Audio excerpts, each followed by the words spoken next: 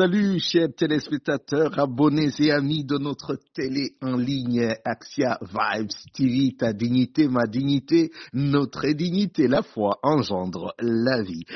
Pour bien nous imprégner de cette ligne éditoriale de notre télé en ligne que la foi engendre la vie, nous avons aujourd'hui la joie d'accueillir un prêtre catholique comme invité sur le plateau d'Axia Vibes TV.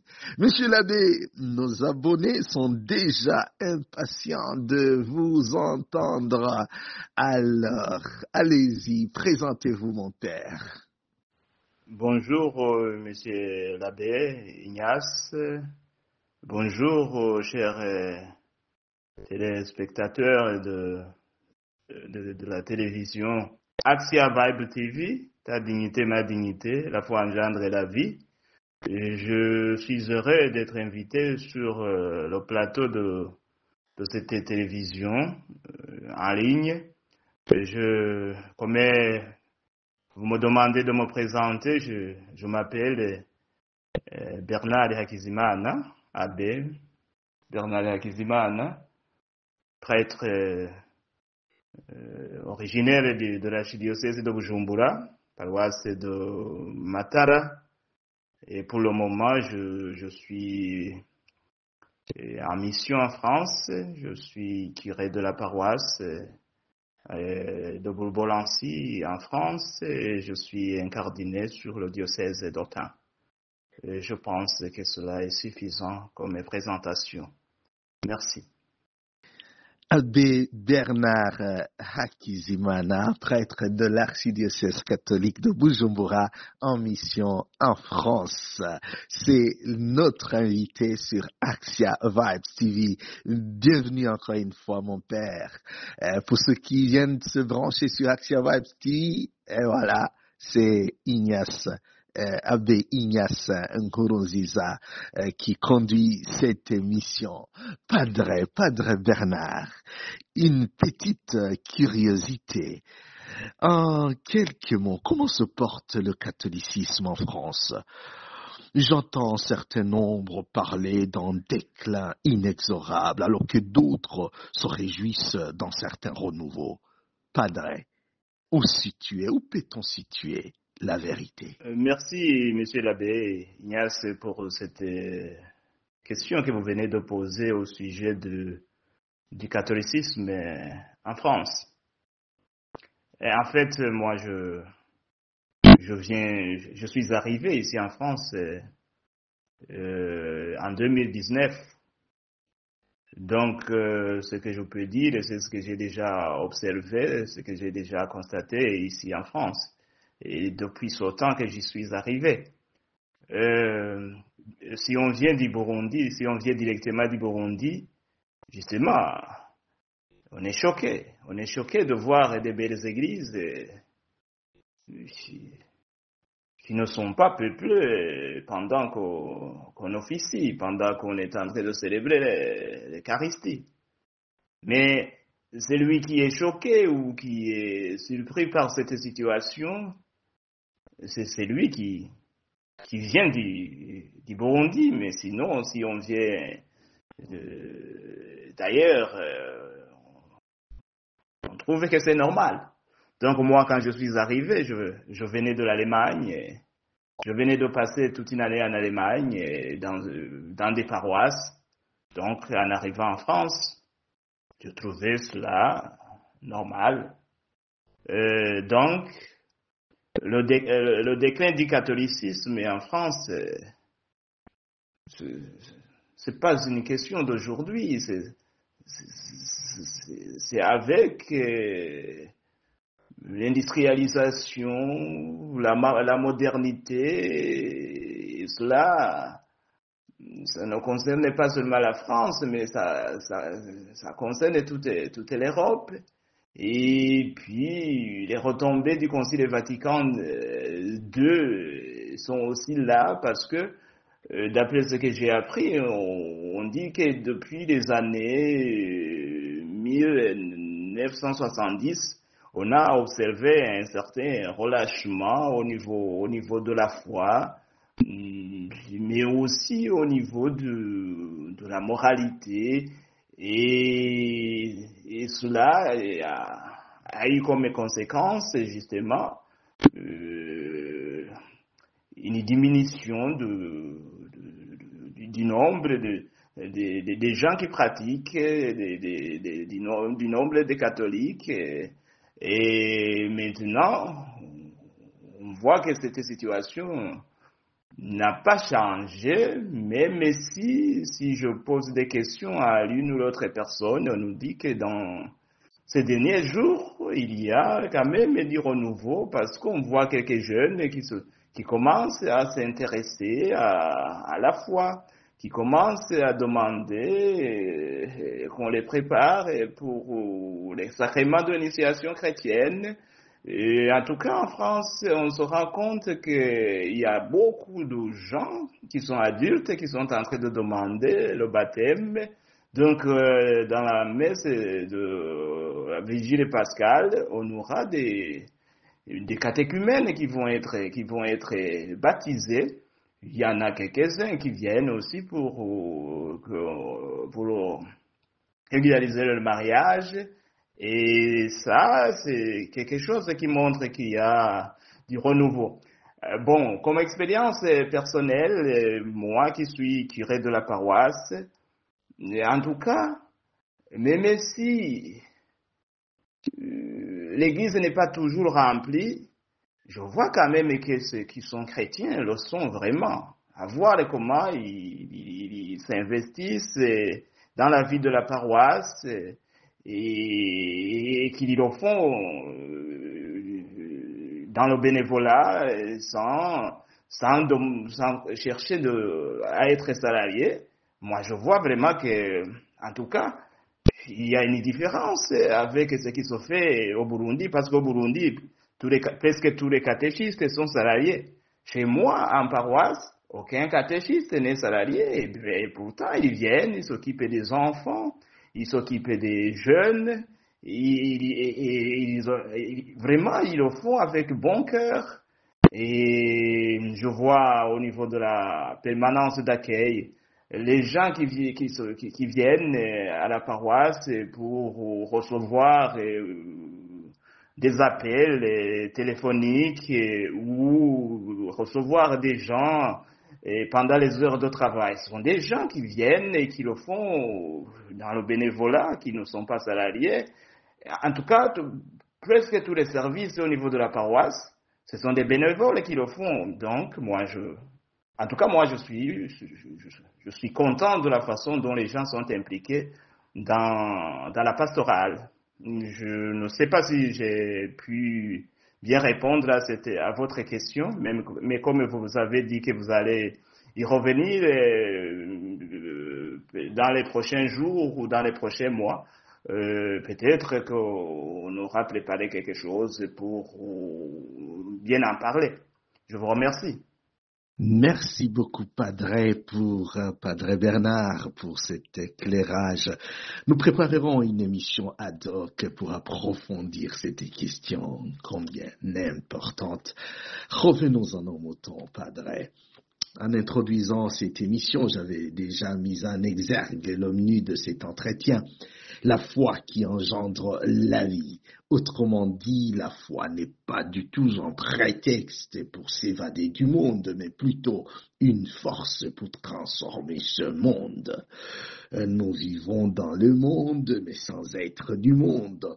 Monsieur l'abbé Bernard, ton implication directe dans la construction de la succursale de Gassi, je pense, oui, c'est bien, la succursale de Gassi a bien attiré mon attention. Je doute fort que ceux qui nous suivent soient capables de localiser Gassi sur la carte du Burundi, encore moins de l'Afrique. Mais tu es là, mon père, et tu le feras pour nous. Et puis, présente-nous un peu cette œuvre réalisée à Gassi très récemment. Partage-nous ce qui te motive à t'impliquer dans ce genre d'activité, toi qui appartiens à la famille des prêtres qui ont été toujours présentés comme des êtres spirituels qui s'occupaient du salut des âmes. Mais je suis impressionné de ton sens du concret. Mon père, vas-y. Oui, la foi engendre la vie. C'est ce que même l'apôtre Jacques dit. Une foi sans acte n'en est pas une. Cela se comprend. On ne peut pas seulement se contenter de dire qu'on a la foi. Oui, de recevoir les sacrements et sans que l'on voit les fruits qui viennent de cette foi. Donc, pour y aller directement, moi je suis de la paroisse Matara, précisément de cette Sekirsa Legacy. Et la paroisse de Matara, c'est une paroisse qui a été construite par des missionnaires xavériens. Et ce sont eux qui avaient construit aussi l'église de la Sekirsa et de Gassi. Mais depuis un certain temps, cette église, suite à l'âge, et en tout cas, elle était devenue un peu délabrée, un peu détruite. Et puis, c'était aussi une église qui était devenue petite par rapport au nombre croissant de la population qui devait accueillir les dimanches pendant les célébrations. Alors, les chrétiens de cette succursale, ils ont voulu construire une nouvelle église. Alors, oui, pas seulement les chrétiens d'Ogassi, mais aussi les activités étaient suivies et coordonnées par le curé de la paroisse et les autres succursales aussi ont aidé. Alors, ils ont cherché les matériaux qu'ils pouvaient trouver, sable, pierre, gravier, et ainsi de suite. Il y a aussi des collectes qui ont été organisées pour que ce travail puisse être fait. Mais ça devenait les collectes que les gens faisaient. En tout cas, ils n'avaient pas de résultats qui pouvaient permettre de s'acheter le nécessaire pour la construction d'une église. Et c'est alors, moi je suis de Gassi, et cette église qui était un peu détruite, c'est dans cette église que nous avions fait le concours national vers les années 1988, 89. Et puis, c'est dans cette église où moi j'ai été souvent, tout le temps à la messe. Alors moi j'ai dit qu'il faut que moi aussi je participe pour la construction de cette église. Alors, comme j'avais des amis dans des pays européens où j'avais déjà été depuis 2006, alors pour être précis, moi depuis 2006, j'ai eu l'occasion de venir en Allemagne et en Suisse. Et pour les vacances, chaque année, je venais pour y passer un mois de vacances ou un mois et demi. Et là, j'étais dans des paroisses et j'avais des amis. Alors, ce sont ces amis que j'ai contactés pour qu'ils aident dans la construction de cette église. Donc, avec l'argent que les amis ont donné, on pouvait payer les maçons, les ingénieurs, on a pu acheter le ciment nécessaire pour la construction de l'église, on a acheté les tôles, En tout cas, tout ce qui concerne argent, j'ai pu trouver des amis qui nous ont aidés pour la construction de cette église. Et j'ai été très content quand le vicaire général, Monseigneur Anatole, y est allé pour la bénédiction de l'église. Et vraiment, chacun était fier de ce qu'il avait pu faire pour la construction de cette belle église. Voilà, c'est cela que je voulais dire à propos de cette église de Gassi, de la succursale Gassi qui est une des succursales de la paroisse Matara, une paroisse se trouvant entre Buhonga et Jenda. Je vous remercie. Mon père Bernard, laisse-moi te féliciter, te féliciter très précisément pour ton choix audacieux de vivre la foi en la déclinant en concret. Ce concret-là, c'est une maison de prière pour les gens de la succursale de Gassi. Ce concret-là, c'est une école avec de l'eau et de l'électricité pour nos jeunes élèves de l'Ecofokinama. Bravo, Padre Bernardo. Mais avant de boucler la boucle, je me pose une question. Comment fais-tu pour y parvenir, Padre? Est-ce que tu agis en solo ou tu as des amis avec qui tu travailles? Si par hasard ces amis existent, voilà, je t'offre cette tribune d'Axia Vibes TV pour leur dire merci. Vas-y, mon père. Comme je venais de le dire, et vous avez bien entendu que oui, il y a eu beaucoup d'acteurs dans l'accomplissement de toutes ces activités. Oh, je ne peux pas dire que j'ai agi en solo. Non, je n'aurais pas pu réussir, mais quand même, ce qui est vrai, c'est que il faut être à l'écoute des gens, il faut voir ce qu'il y a, ce qui se passe, et puis il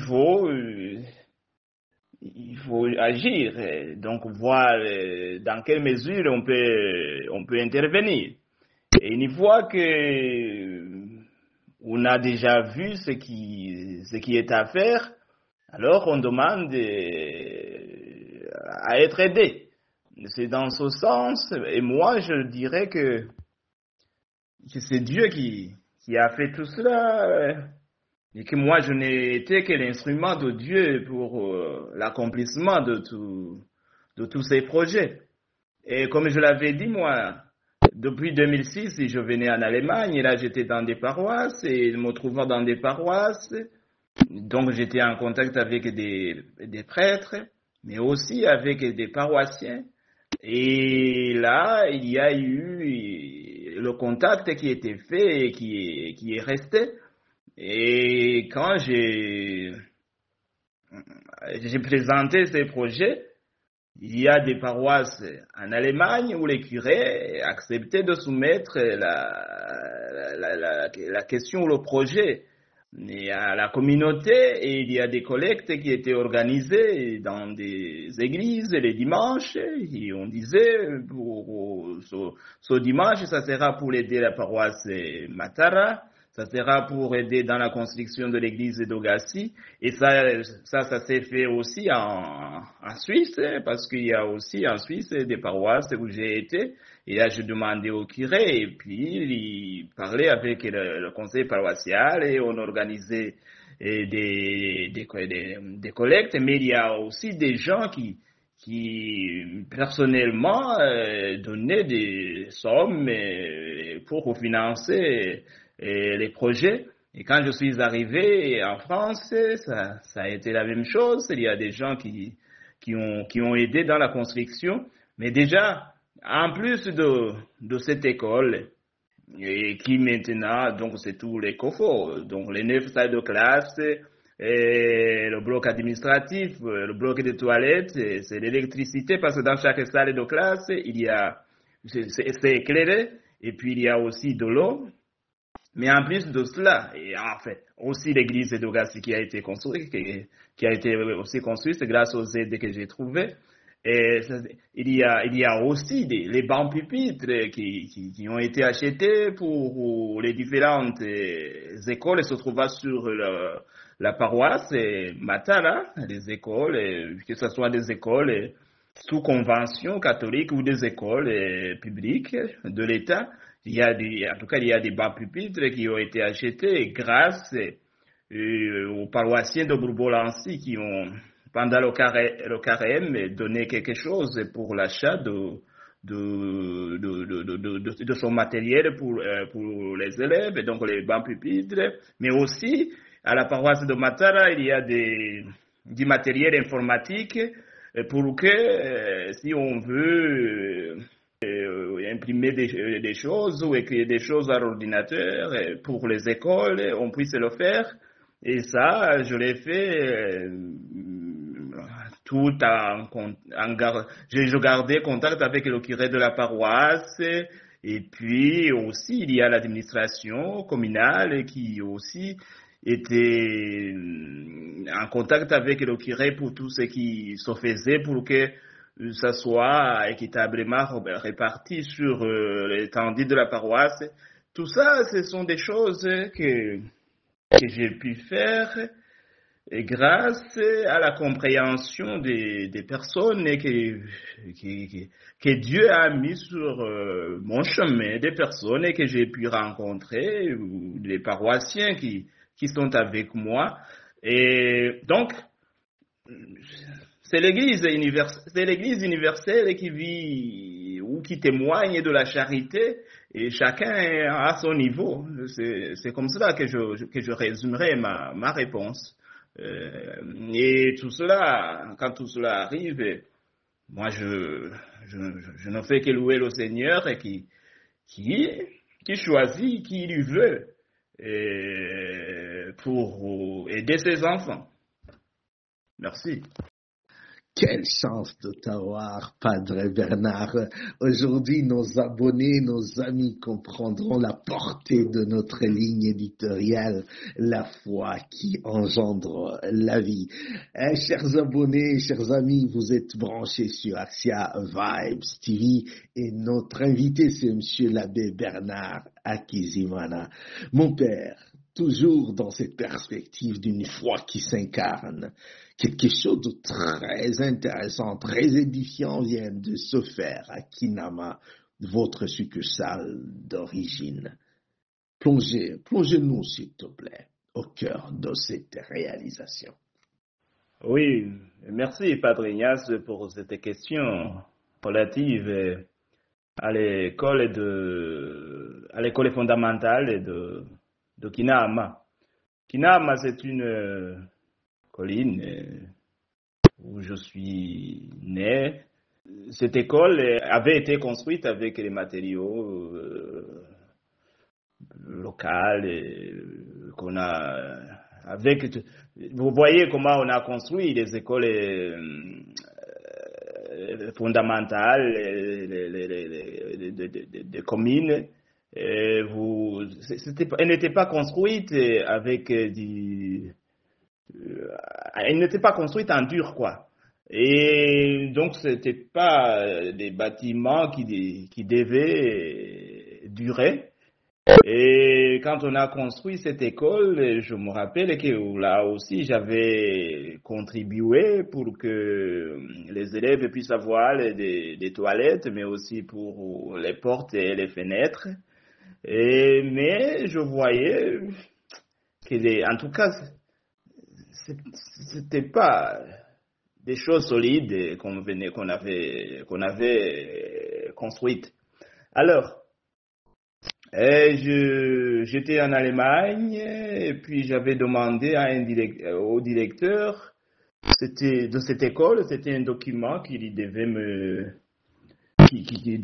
chercher. Alors j'ai vu qu'il avait écrit à la main sur un petit papier. Alors j'ai demandé à son directeur s'il n'avait pas d'ordinateur pour pouvoir produire un document ad hoc.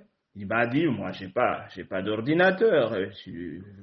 Vous savez, monsieur l'abbé, on n'a pas de... Ici, on n'a pas d'électricité, on n'a même pas moyen pour s'acheter un petit laptop. Alors, l'idée qui est venue dans ma tête, c'était de chercher des amis qui puissent aider dans l'achat dans l'installation des panneaux solaires sur l'école. Alors, afin qu'ils aient l'électricité, et après j'avais donc le projet de lui chercher une imprimante et un ordinateur. Alors, mais je lui ai demandé de photographier encore l'école, et quand il a photographié l'école, j'ai vu que c'était une école délabrée, une école aucune personne ne pouvait monter sur le toit pour y poser des panneaux solaires. Et à ce moment-là, moi, je lui ai dit non. Maintenant, ce n'est plus question de chercher à installer des panneaux solaires, c'est plutôt construire une nouvelle école parce que l'école que vous avez, ça va bientôt s'effondrer et ça représente un grand danger pour les écoliers et élèves qui sont là. Et c'est à ce moment-là alors que j'ai commencé à demander aux amis si je pouvais trouver financement. Et puis, j'ai d'abord trouvé financement dans une organisation qui s'occupe en tout cas de financer les travaux de construction d'écoles et partout dans le monde. Cette organisation est basée en Allemagne, c'était Fly and Help. Je leur ai demandé s'ils pouvaient aider et puis ils ont promis et ils ont aidé pour la construction de 3 salles de classe. Et après, mais tout cela, je le faisais avec le Dédébou Caritas de Bujumbura qui s'occupe du développement. Donc, c'est avec le secrétaire exécutif de le Dédébou que les plans ont été faits, les devis, et ainsi de suite, tout le projet du moins. Et puis, après, j'ai reçu d'autres amis. Donc, d'abord, c'était 3 salles de classe qui ont été construites. Et après, j'ai trouvé d'autres amis qui ont financé pour la construction de 6 salles de classe avec un bâtiment, 6 salles de classe, un bâtiment administratif où il y a le bureau du directeur, le secrétariat et une salle pour les professeurs et une petite pièce pour le matériel électrique. Et puis, on a fait aussi un bloc de toilettes pour les filles, toilettes pour garçons et toilettes pour le personnel de l'école.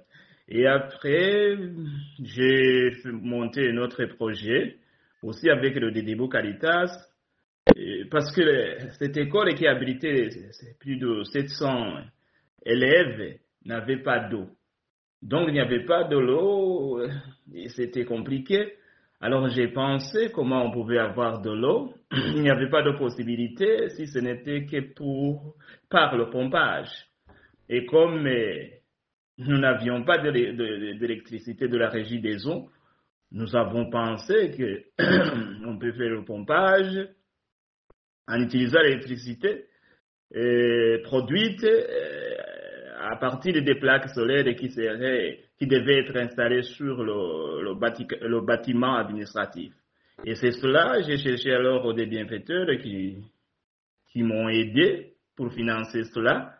Et voilà qu'on a pu faire des installations et maintenant l'eau est déjà arrivée à l'école et tout le monde est très content, les élèves sont très contents vraiment. Ça fait ma joie. Voilà, c'est ça que je voulais dire ou répondre au sujet de cette question. Merci. Padre Bernard, en t'écoutant, en menant cet entretien avec toi, j'ai envie de prolonger notre propos, mais hélas, je dois m'arrêter par là et céder l'espace à d'autres, car à Action Vibes TV, il faut rester attentif à la dignité de l'autre. Eh bien, chers téléspectateurs, Padre Bernard était notre invité. Il vient de nous expliquer en action, la ligne éditoriale de notre télé en ligne Action Vibes TV. La foi engendre la vie. La foi qui engendre la vie, et cette foi qui ne s'opère pas dans les nuages en se détournant des questions réelles de l'homme et de la femme, évidemment. La foi qui engendre la vie, c'est cette force dynamisme, cette force qui pousse le croyant à croire dans le bien et surtout à le réaliser. Merci Padre Bernard, merci infiniment, et je t'encourage sur cette voie-là. Va de l'avant mon Père, et que le Seigneur te gratifie toujours de beaucoup d'amis utiles pour mener à bout tous tes projets. Un grand merci pour vous, chers amis qui regarderaient cette vidéo. Abonnez-vous, partagez, likez, commentez. N'oubliez jamais ceci, la dignité, c'est un appel à la responsabilité.